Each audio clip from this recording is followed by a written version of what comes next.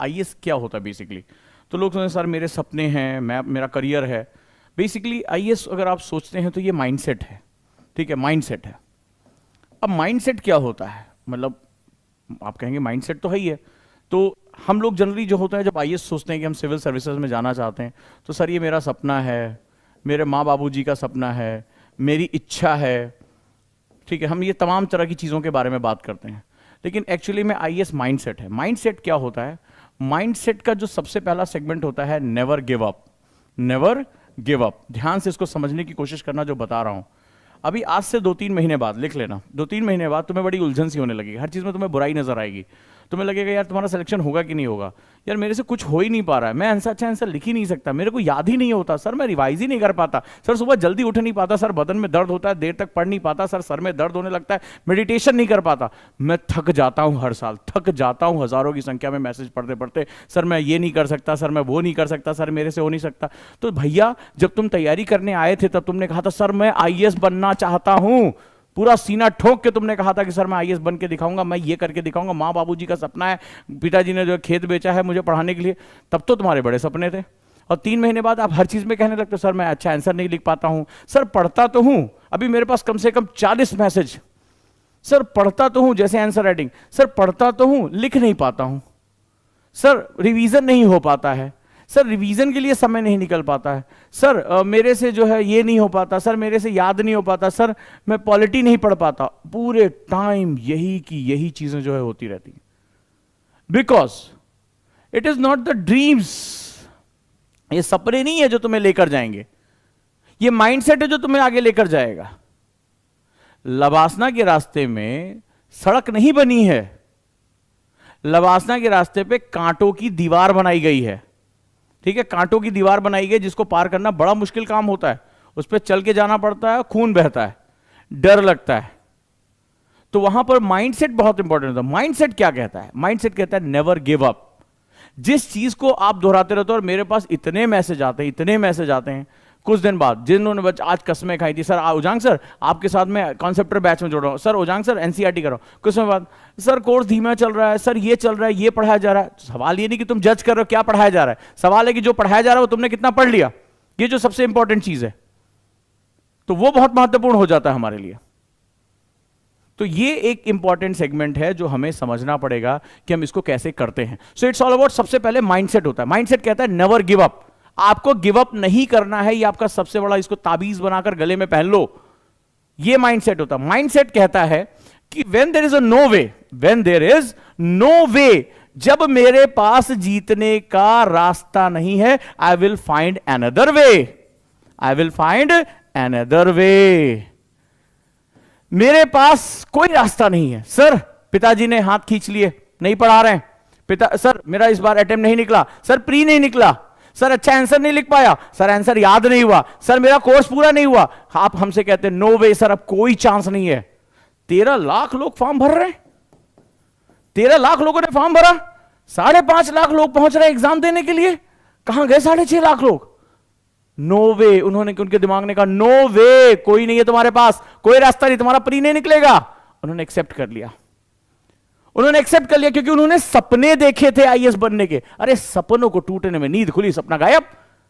सपने की कितनी हैसियत होती है, सपने की कितनी लेंथ होती है, सपने की कितनी औकात होती है, अगर उसको दिल में ना देखा जाए।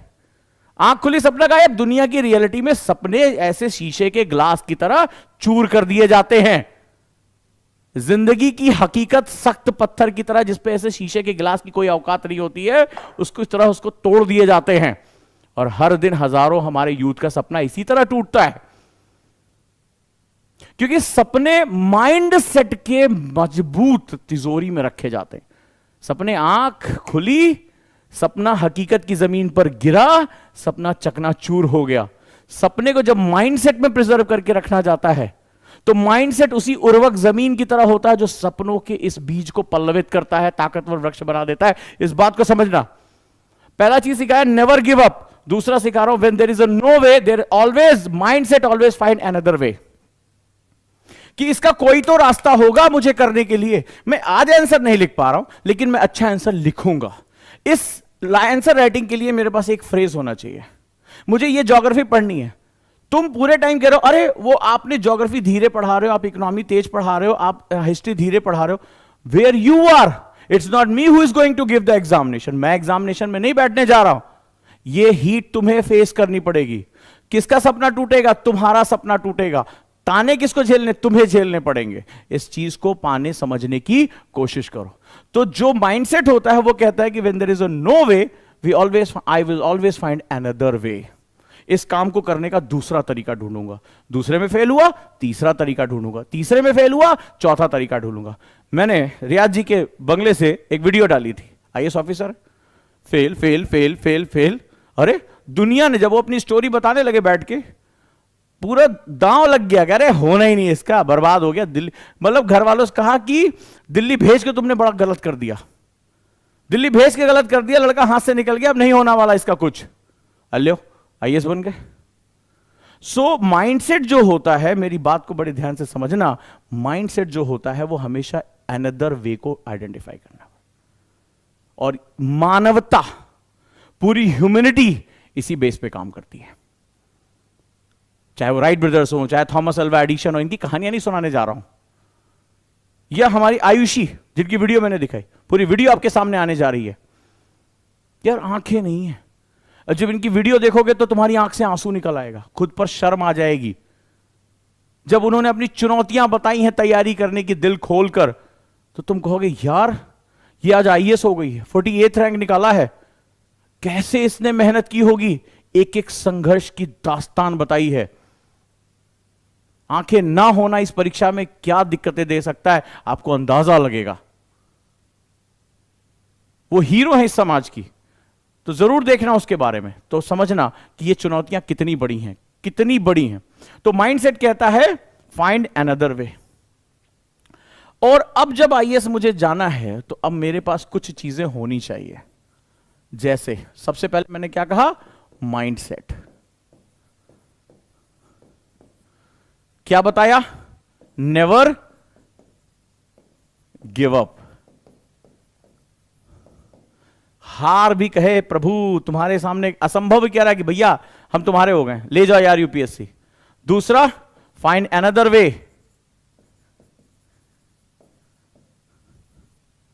माइंडसेट क्या कहता है?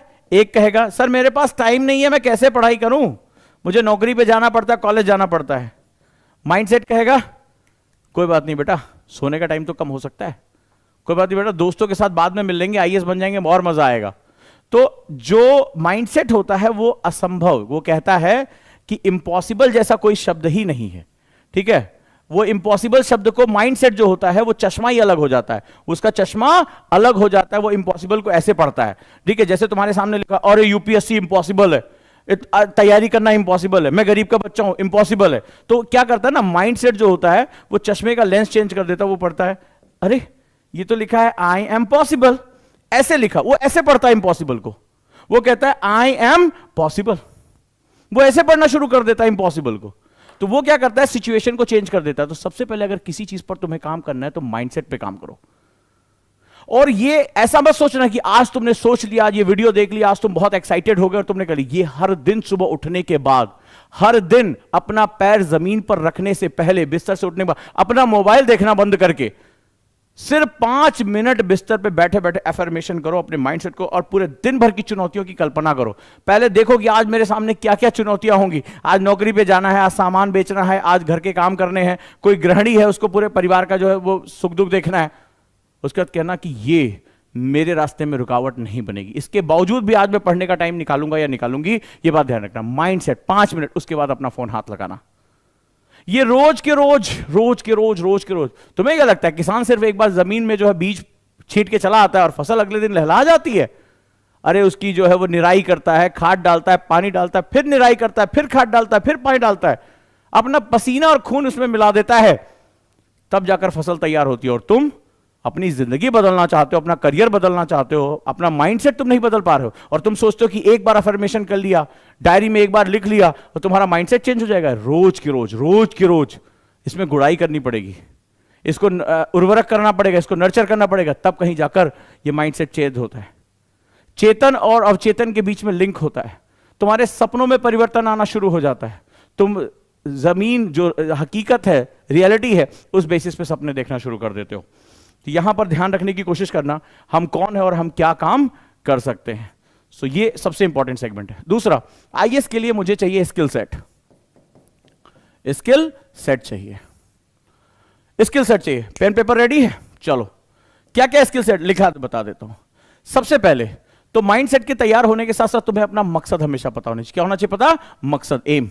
मैं आईएएस क्यों बनना चाहता हूं, इसको दिमाग में बिठा लो। जब आप पूछते हो कि मैं आईएएस क्यों बनना चाहता हूं, और उसको तुमने माइंडसेट के साथ जोड़ दिया और नेवर गिव अप प्रक्रिया में घुसेड़ दिया, अनदर वे ढूंढना सीख लिया, और इम्पॉसिबल को पॉसिबल के चश्मे से देखना शुरू कर दिया। जहां लोग घबरा रहे होंगे, अरे यार बहुत कठिन है, अरे यार इस बार हिस्ट्री बहुत कठिन है, मुस्कुराते हो, अच्छा कठिन आई है, इसका मतलब मेरा चांस बढ़ गया, कंपटीशन कम हो गया। एक कहेगा बहुत टफ है यार, यूपीएससी बहुत टफ क्वेश्चन पूछता, भाई मेरे करंट अफेयर्स बहुत टफ आता है। और एक कहेगा वाह टफ आता है, बहुत बढ़िया बात है, इसका मतलब है कि हर कोई इसका पेपर नहीं कर पाएगा, यानी अगर मैं सही डायरेक्शन में मेहनत करूं तो मेरे लिए कंपटीशन कम है। वो जो नंबर सर ने बताया है 13 लाख लोग फॉर्म भरे, वो केवल नंबर है, कंपटीशन नहीं है। तो वो लोगों की संख्या को कंपटीशन नहीं मानता। जो माइंडसेट वाला होता है वो लोगों की संख्या को बोलता है अरे सिर्फ भीड़ है यार, कंपटीशन तो केवल कुछ लोगों से जो मेरी जैसे माइंडसेट के होंगे, केवल उनसे मेरा कंपटीशन है। और जिस दिन तुम्हारा ये दृष्टिकोण बदल गया ना, तुम चाहे आईएएस की तैयारी कर रहे हो, चाहे कोई नौकरी ढूंढ रहे हो, जिंदगी में कोई काम करना चाहते हो, यकीन मानो जिंदगी तुम्हें इतनी मजेदार लगने लगेगी, जिंदगी तुम्हें इतनी मजेदार लगने लगेगी, हर चैलेंज से कहोगे आहा आज चैलेंज नहीं मिला, मजा नहीं आ रहा है। जैसे कोई लत हो जाती है कि आज ये चीज मुझे मिलनी चाहिए, उसी तरह तुम चैलेंज के लिए भूखे रहोगे। किसी दिन तुम्हें चैलेंज नहीं मिलेगा तो खोपड़ी खुजलाओगे, अरे यार आज कोई मुसीबत नहीं आई, आज कोई चैलेंज नहीं आया मेरे सामने, अरे मैं दिखाऊं किसको दुनिया को कि मैं कौन हूं। तो ये होता है माइंडसेट, अभूतपूर्व शक्ति तुम्हारे अंदर पैदा करके रख देता है। हमें सपनों को पालना बताया जाता है, हमें सपनों को कहना बताया जाता है, हमें माइंडसेट चेंज करना नहीं बताया जाता है। और इसीलिए कारण होता है, मैं साल दर साल देखता हूं इतने उत्साही बच्चे आते हैं, पहले महीने वो नोट्स बनाया, वो आंसर राइटिंग किया, खूब कम्युनिकेशन, धीरे धीरे मैं उसको देखता हूं यार ये बच्चा गायब कहां हो गया। 3 महीने 4 महीने बाद क्लास से विलुप्त हो जाता है अचानक से। फिर उसके बाद कई दिन बाद मैसेज, सर बहुत दिन बाद मैं क्लासेस में लौटा हूं। अच्छा बहुत बढ़िया, स्वागत है आपका। सर कहां से शुरू करूं? 6 महीने बाद ये स्टूडेंट मुझसे पूछ रहा है कहां से शुरू करूं। अरे इसने सिर्फ अपना करियर नहीं खाया, अपने मां बाप के सपने भी बेच के आया। तो तुम्हें बार बार शुरू क्यों करना पड़ रहा है? एक यात्रा तुम पूरी नहीं कर सकते हो, क्यों हाफने लगते हो, क्यों खरगोश की दौड़ लगा रहे हो यार? इस रेस में आज भी कछुआ ही जीतता है। इसी बात को समझने की कोशिश करो। स्किल सेट की बात करता हूं, मकसद, एम। इसके बाद आप सबसे बड़ी बात, आप राइटिंग कैसे करते हैं। जैसा मैंने बताया आपको राइटिंग स्किल, आप रीडिंग कैसे करते हैं। क्या पढ़ने की आदत है? इससे पहले तो मैंने कुंजी पढ़ी थी, इससे पहले मैंने जो है वो फुटपतिया किताबें पढ़ी थी, आज ओरिजिनल किताब पढ़नी पड़ी है। तो बच्चा मुझसे जानते क्या पूछता है, पूरी क्लास पढ़ाई, LWMI बेस पढ़ा है। टीचर खुद, आज के ज़माने में जहाँ हर चीज़ कॉपी आप इशू कर सकते हैं, आप स्लाइड पे पढ़ा रहे हैं, एक टीचर खुद LWMI नोट्स बना, उसके बाद कहते हैं सर इसका PDF मिल जाएगा क्या? तो तुम क्या 1 घंटा क्लास में बैठ के सुरती पीट रहे थे? जब तुम्हारा टीचर खुद अपने हाथ से नोट्स बनाता है, LWMI सिखा रहा है, तुमसे कह रहा है एक्टिव स्टडी करनी है, 1 घंटा पढ़ाने के बाद तुम कह रहे हो सर इसका नोट्स फॉर्म मिल जाएगा, इसका PDF फॉर्म मिल जाएगा, तो 1 घंटा क्या भैया तुम खैनी पीट रहे थे कि हाँ उजांग सर ठीक है पढ़ा रहे हैं आज geography. So this is the mindset, you are not here to utilizing your time. तुम न रीड कर पा रहे हो, न एक्टिव स्टडीज का पार्ट हो, तुम्हें सब कुछ कल पर टालने की आदत हो गई है। अरे आज सुन लें, बतियाते अच्छा है, बतियाते बहुत अच्छा, हाँ भैया हाँ ठीक है बढ़िया, हाँ ज्योग्राफी पढ़ा रहे, हाँ कौन जो पृथ्वी के बारे में बता रहे हैं, कल पढ़ लेंगे। अभी आज का आज ही तो शुरू की है आईएएस की तैयारी, पहले दिन इतना पढ़वा दोगे कहाँ हमसे, मर जाएंगे, दिमाग में फट जाता है बाबू, बहुत प्रेशर नहीं लेना चाहिए। ऐसी सी बातें आप करते हो, जबकि तुम्हारी जिंदगी तो घंटों में अब रह गई है, मिनटों में रह गई है, तुम्हारे लिए कल है ही नहीं, tomorrow never comes.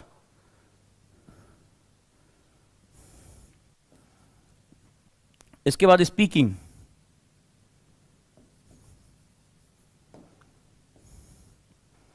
Notes making, revision,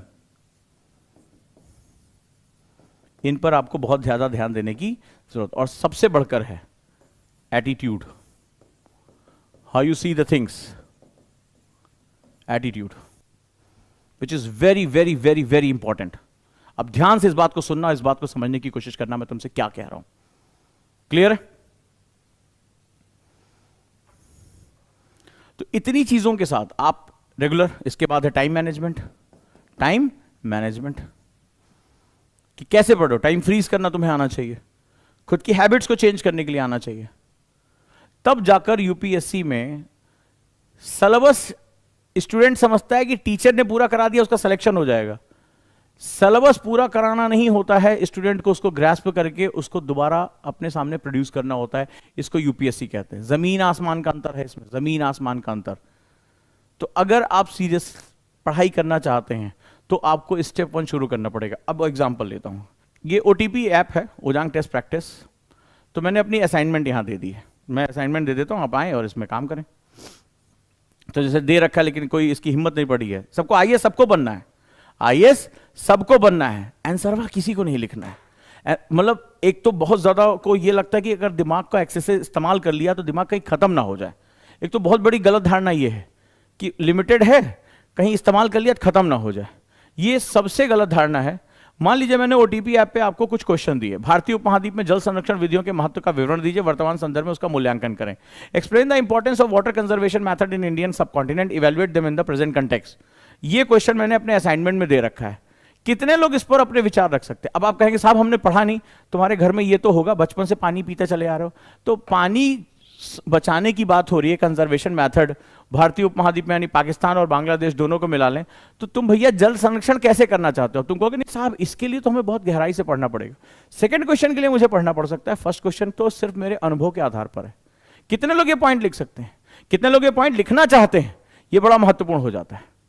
तो आईएएस सभी बनना चाहते हैं, लेकिन आईएएस की रिक्वायरमेंट, अब आप कहोगे सर अभी तो मैंने कल ही एडमिशन लिया कॉन्सेप्टर बैच में, और आप कॉन्सेप्टर बैच में अभी एडमिशन लिया, सर आप मुझे बताइए इसको मैं कैसे लिखूं। अच्छा, मैंने पूरा एक ऐप बना दिया जिसमें खूब दबादब क्वेश्चन है, ऑब्जेक्टिव क्वेश्चन, मेंस का क्वेश्चन, करंट अफेयर्स का क्वेश्चन, मेरे असाइनमेंट है, मेरे टीचर्स के असाइनमेंट है, इसमें सब कुछ है इसमें।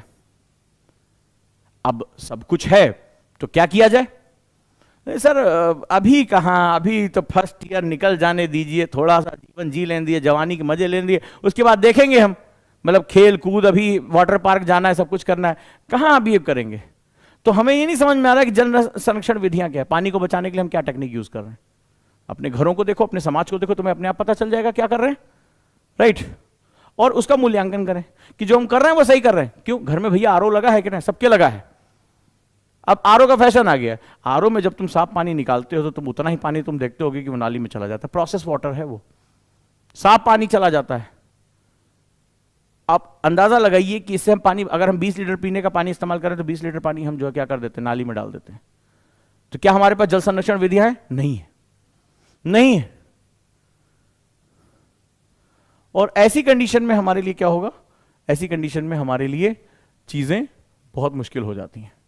हमसे 20 मिनट नहीं निकल रहा और हम आईएएस टॉप करना चाहते हैं। लोग लिखते हैं, लिखे होगे पक्का, अपनी किताब में लिखे होगे, ऊपर अपना नाम लिखे होगे, आगे लिखे होगे भारतीय प्रशासनिक सेवा आईएएस 2024, 2025, 2026। ये भी लिख लो अनंत काल कि नहीं ये बनोगे। ये तो तुमने लिख लिया उस पे, लेकिन उसकी जो जरूरतें हैं वो तुमसे पूरा नहीं हो पा रहा है। हर तीसरे चौथे दिन तुम आज नोटिस करके देखना, डायरी लेके बैठना, हर जैसे 2-3 महीना तैयारी का बीतता है, तुम किसी भी एकेडमी में पढ़ते हो, इससे मुझे मतलब नहीं है, जैसे 2-3 महीना बीतता है, सर आंसर राइटिंग बहुत कठिन है, ऐसे मुंह बना पहले जैसे बनाओगे जैसे लग रहा है कि क्या मतलब बोलने वाले हो कि राह की सारी इंटेलिजेंस तुम्हारे पास आ गई है, पाकिस्तान को आज तुम जो है 2 टुकड़ों में बांट के रहोगे, ऐसा मुंह बनाते हो। सर एक बात कहें? हाँ, बोलो सर। वो समझ नहीं आ रहा है आंसर राइटिंग कैसे सीखें। कई बार मन करता है बोल दें कि जो कमर भर पानी में एकदम सर के बल खड़े हो जाओ और फिर कोशिश करो लिखने की। हो सकता है कि दिमाग में जो है गंदगी वो धुल जाए और तुम लिख पाओ। सोचते हैं छोड़ो यार, हाँ ये सब हम बोल नहीं सकते हैं, तो मतलब आंसर कैसे लिखें। तो मतलब वो ये जानना चाहते हैं कि गुरुजी कोई ताबीज वाबीज है कि नहीं है, कोई पुड़िया उड़िया रखे हो ऐसी जिसको खिला दो, हमें घुटा दो। भारत चमत्कारों का देश तो हमेशा रहा है कि हम घोट लें और जब सुबह उठे तो हनहना के जैसे हमारा पेन वैसे नहीं, जादू की तरह जैसे वो हैरी पॉटर की कलमियाँ चलती थी वैसे जो है कलम चलनी शुरू हो जाए, अध्याय धका धक ऐसा लिखे, मतलब ऐसे सोचते रहो लिखते रहें, यही चाहते। सर वो रिवीजन नहीं होता है। कहाँ है भाई, कनपट्टी कोई बंदूक रख देता है, किताब कोई फाड़ के चला जाता है, आंखों पर कोई पट्टी बांध देता है, सर रिवीजन नहीं हो पा रहा है। ये बोल रहे हो कि मेरे से रिवीजन मैं करना नहीं चाहता हूँ। फिर उसके बाद कहते हैं सर क्वेश्चन में गलत हो जाता है, कुछ यादें नहीं रहता है, बहुत टेंशन आ गए हम सर। कहाँ है भाई, कहाँ टेंशन आ गए हो? Because you are not train for your mindset, तुमने काम ही नहीं किया फंडामेंटल पे। और फिर क्या होता है, पहले जब आते हो पहले महीने तुम IAS हो, फिर दूसरे महीने तुम ये कहते हो, जब 4 महीना बीतता है तो कहते हो यार मेंस भी लिख लिए ना, गांव देहात में बड़ा मजा आ जाएगा, चारों तरफ हो जाएगा मेंस लिखे, मतलब तुम कहना चाहते हो इस बार नहीं निकलेगा। फिर जब कुछ दिन और बीतता है बोलते हैं अरे सोच रहे हैं PCS का फॉर्म भर दे, पिताजी कह रहे थे नौकरी वही पक्की कर लो, फिर उसके बाद अपना कंपटीशन देते रहना। हाँ ऐसे ही होता है ना। फिर 1-2 जब साल भर बीत जाता है, अरे यार कोई प्रथम प्रयास में थोड़े ना IAS निकाल पाता है, फर्स्ट अटेम्प्ट तो देखने के लिए होता है पेपरवा आ कैसा रहा है ना, ऐसे ही होता है ना। रीजन यही है, this is the fundamental of preparation. जैसे जैसे आपका टाइम बीतता जाता है आपका माइंड सेट आपसे कहता है बाबू तुमसे न हो पाएगा। सो आपको हर दिन मैं कह रहा हूं, ये किताबें, लेक्चर्स, क्वेश्चन सब कुछ बना के रखा हुआ है, लेकिन क्या फायदा, ये तो तुम्हें अटेम्प्ट करना है ना, मुझे थोड़ा लिखना है इसको। अब तुम ये सोचते हो कि भाई मास्टर साहब कोचिंग में आ गए, मास्टर साहब ही पढ़ेंगे, मास्टर साहब ही पढ़ाएंगे, अब मास्टर साहब जो लिखेंगे भी, अब मौका लगा तो इन्हीं पकड़ ले जाएंगे बोरम भर के, इन्हीं से हम एग्जाम दिलवा देंगे, मास्टर साहब तुम्हें ही एग्जाम दो। लेकिन जब लास्ट में ये होता है कि भाई एडमिट कार्ड आता है, फोटो वोटो उसमें लगी होती है, तो मास्टर साहब को पकड़ नहीं पाते हो, तो तुम्हारा बच्चा लोग 19 को बोलो तुम्हें जाओ गुरुजी एग्जाम दे आओ, बहुत पढ़ाते रहते हो और IAS बन जाए तो हमें बता देना। So these are the factors जहां पर हमें ढेर सारे काम करने की बहुत जरूरत है।